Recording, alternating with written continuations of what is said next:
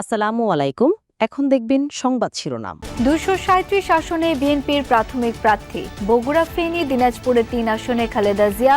পৈতৃক ভূমি থেকে প্রথমবার লড়বেন তারেক রহমান। এক সপ্তাহের মধ্যে দলগুলোকে সংস্কার ও গণভোটে ঐক্যের আহ্বান প্রধান উপদেষ্টার, অন্যথায় অন্তর্বর্তী সরকারই নেবে সিদ্ধান্ত। অন্যরা চাইলে আলোচনায় বসতে রাজি জামায়াত। পিআর সহ ৫ দফা দাবিতে সমমনাদের নিয়ে নতুন কর্মসূচি ঘোষণা। সরকারের ভেতরের একটা অংশ নির্বাচন ভণ্ডুলের চেষ্টা করছে অভিযোগ এনসিপির। জুলাই সনদ আদেশ দিতে হবে ডক্টর ইউনূসকেই, বললেন নেতারা। রাজধানীর বাড্ডায় আবাসিক ভবনে জোড়া মরদেহ উদ্ধারের ঘটনায় মামলা দায়ের। পরিচয় মিললেও খুলছে না রহস্যের জট। মোটিভ উদ্ঘাটনে পুলিশের তদন্ত।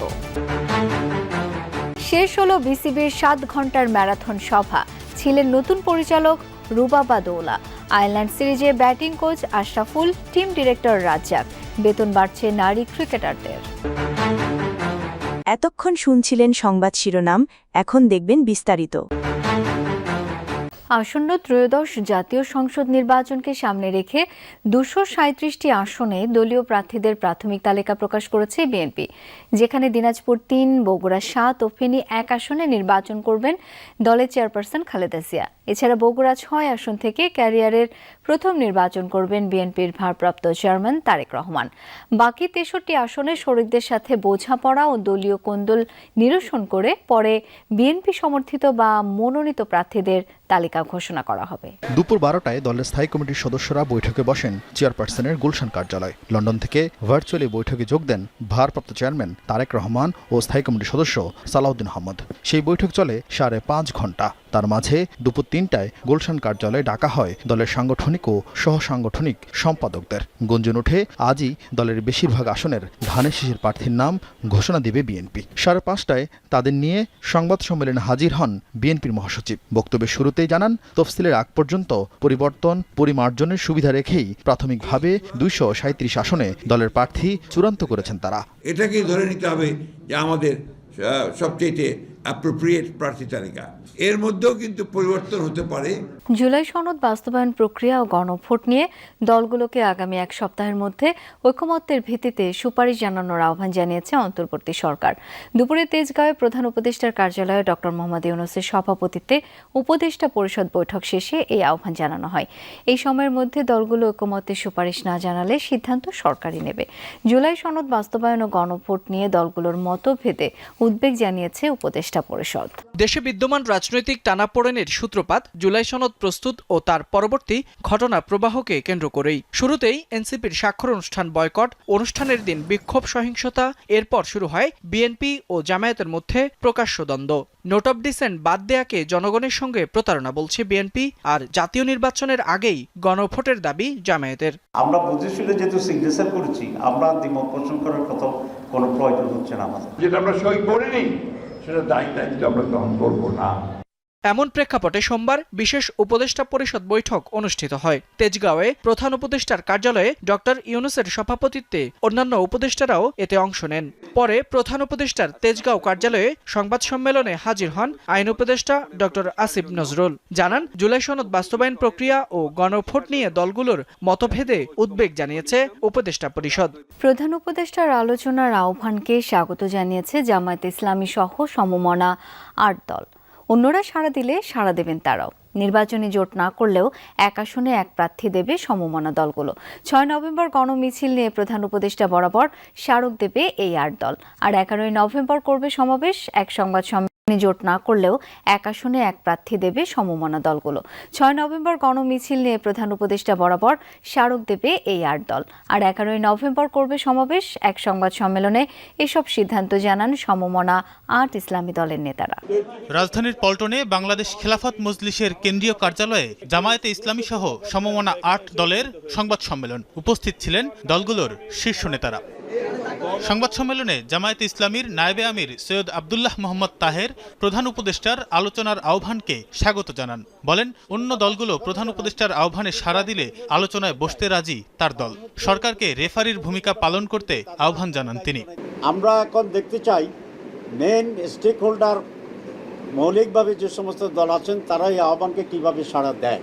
সরকারের ভেতরের একটা অংশ নির্বাচন ভণ্ডুল করতে চাইছে বলে অভিযোগ জাতীয় নাগরিক পার্টি এনসিপির। নেতারা বলছেন জুলাই সনদ বাস্তবায়নের আদেশ দিতে হবে প্রধান উপদেষ্টাকে। সন্ধ্যায় বাংলা মোটর কার্যালয়ে সংবাদ সম্মেলনে এনসিপি সদস্য সচিব আক্তার হোসেন অভিযোগ করেন সরকার জুলাই সনদ নিয়ে সাপলুটু খেলছে। গণভোটের সময় নিয়ে বিএনপি জামায়াতকে দ্বন্দ্ব নিরসনের আহ্বান জানান এনসিপির মুখ্য সমন্বয়ক নাসিরউদ্দিন পাটোয়ারি। জুলাই সনদ বাস্তবায়ন প্রক্রিয়া নিয়ে বিভিন্ন দল নিজেদের মতামত তুলে ধরেছেন। তবে সনদ বাস্তবায়ন প্রক্রিয়া ও গণভোট নিয়ে 7 দিনের সময়সীমা বেঁধে দিয়েছেন অন্তর্বর্তী সরকার। সম্ভব হলে আগামী 1 সপ্তাহের মধ্যে সরকারকে ঐক্যবদ্ধ দিক নির্দেশনা প্রদান করার আহ্বান জানানো হয়। এরই প্রেক্ষিতে বাংলা মোটরে অস্থায়ী কার্যালয়ে এনসিপির সংবাদ সম্মেলন। এতে নিজেদের অবস্থান তুলে ধরেন দলের নেতারা। এখনো পর্যন্ত সরকারের তরফ থেকে জুলাই সনদ বাস্তবায়নের আদেশ জারি করা হয় নাই। শুরুতেই দলের সদস্য সচিব অভিযোগ করেন নির্বাচন বানচালের চেষ্টা হচ্ছে। তিনি বলেন সংস্কারকে বাদ দিয়ে নির্বাচন গ্রহণযোগ্য হবে না। সরকার সংস্কার বাস্তবায়নের বিষয়ে নিজেরা উদ্যোগী না হয়ে বরং গা বাঁচানোর মনোভাব ব্যক্ত করছেন। সংবিধান সংস্কারের বিষয়গুলোকে প্রধান রেখে জুলাই সনদ বাস্তবায়নের যে আদেশ সেটা জারি করার আমরা দাবি জানাচ্ছি।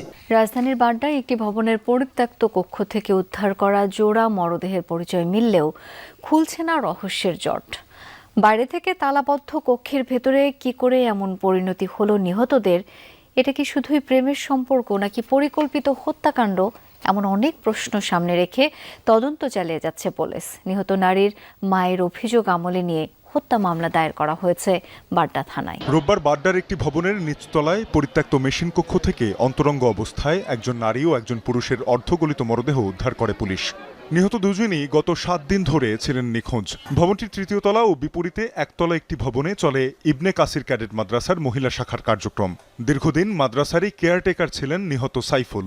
একই প্রতিষ্ঠানে কয়েক মাস ধরে পরিচ্ছন্নতা কর্মীর কাজ করতেন নিহত শাকিলাও।